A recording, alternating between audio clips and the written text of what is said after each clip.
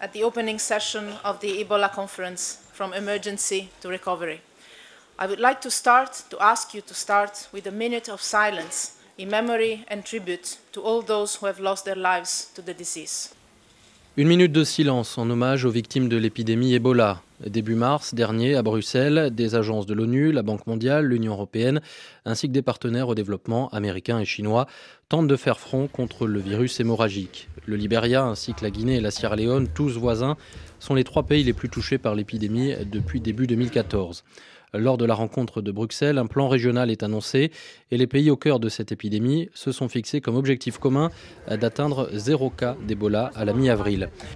And we have still to concentrate all our efforts to make sure that there is no new case and that Ebola is defeated for sure and for good. Les dirigeants africains ont surtout insisté sur le fait qu'il ne fallait pas relâcher les efforts sur le terrain.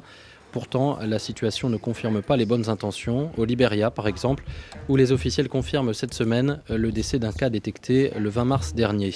Au cours de cette conférence qu'il y avait de manière générale dans tous les pays africains, et particulièrement dans les 3 pays touchés par le virus Ebola, une faiblesse d'équipement et une faiblesse des infrastructures.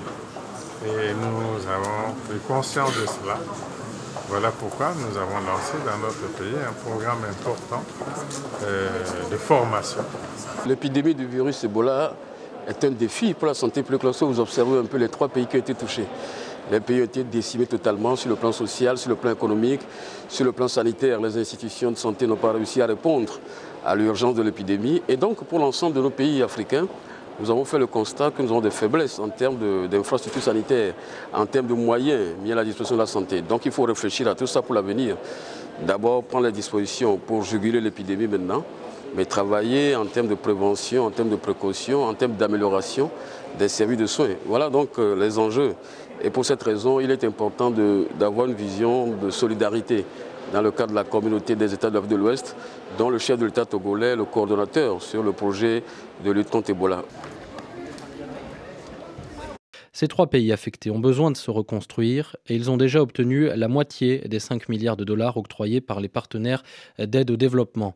Le Fonds monétaire international a déjà décidé, lui, d'accorder à la Sierra Leone une extension de crédit et un allègement de dette pour un montant total de plus de 187 millions de dollars. Le Libéria compte plus de 4 300 morts sur plus de 9 600 cas et la Sierra Leone, le plus grand nombre de cas, plus de 11 840, dont plus de 3 700 morts selon le dernier bilan de l'Organisation mondiale de la santé arrêté au 22 mars.